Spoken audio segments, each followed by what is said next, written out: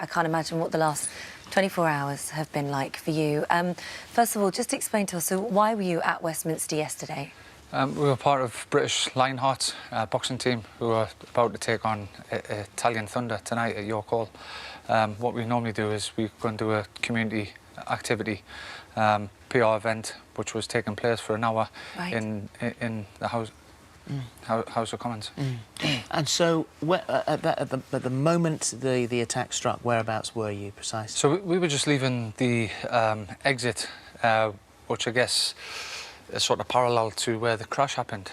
At this moment of time, I had my phone out. I was taking footage, for social media, good visit to the House of Commons. I didn't realise there was a crash then at that time, but I heard a fracas. And you thought it was a demonstration at first? Yeah, I thought it was a student demonstration, because lots of people were running and they were coming around towards the gate. And we were on the side of the barrier making our way to the exit to get onto the coach. And then all of a sudden I seen some large chap brandishing two knives come through the gate, start attacking the policeman. At that point then, just instinct kicked in, leapt over the fence, because obviously that guy needed assistance. Were the policemen chasing after him, or did they run towards him? No, I think they were holding the ground, and that's when, keeps to stop attacked him from getting any further. You start moving back with adrenaline pumping in. At this point, the assailant was, coming towards us, and I just recall out the corner of my eye, one of the marksmen coming out and, and shooting him down. Yeah, put 3 rounds in him and put him down. Now, what made you run towards that situation? Because many people would have been fearful, frightened, run the other way, and you say instinct kicked in. Well, actually, your instinct kicked in, which was to go towards Keith Palmer and administer him CPR before anybody else had. Yeah, I just knew he was in a great deal of difficulty. It didn't, everything happened so quick. But my natural instinct was, get over there and, give some assistance where need be. I'm not that specially trained in first aid, but I know the basics. I know, I can put someone at ease. Yeah. But well, you knew he was in trouble. Yeah, initially, when he fell to the ground, try to have a look at him, put him in the recovery position, make sure I check his pulse. He had a weak pulse. He was bleeding profusely. Allocated, he had an initial head wound, which didn't look too bad, although it was bleeding. I know a lot of police were screaming, "Oh, he's been stabbed in the head."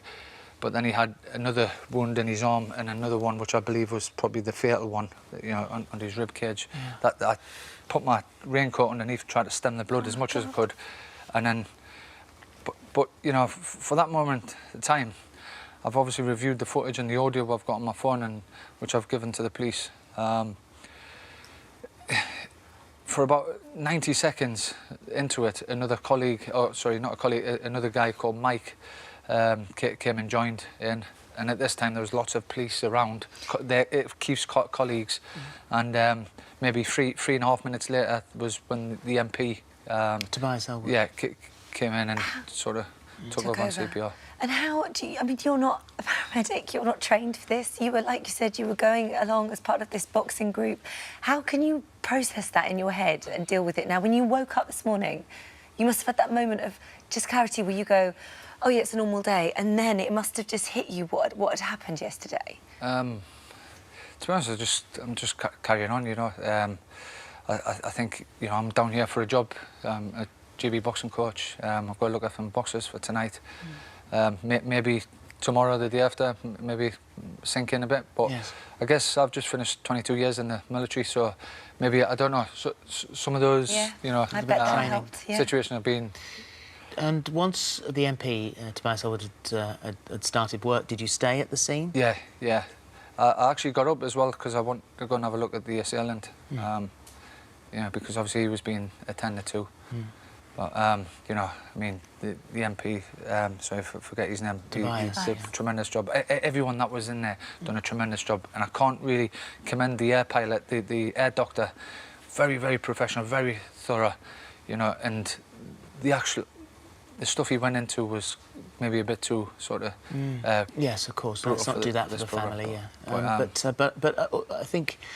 It's reassuring, and you've seen it firsthand. It's reassuring to know that that they are there and they do act. All our services act incredibly quickly. yeah, can't commend the services. You know, everyone just joined together. You know, great sort of show of solidarity. And we should point out, because I'm sure that people have noticed. I mean, you've come on today, and you only brought one set of clothes, and unfortunately, your shoes are still being cleaned after yesterday. Thank you. Well done. I'm going to take your hand for being so brave and amazing. Please, you know, I'm not brave. I'm not a hero. No, you were there. You didn't run away. You had that instinct to go in, and like I think we all hoped that we would do that in that position, but we never know whether we would, and you did. So well done. Yeah. Well done, you. Thank you very much.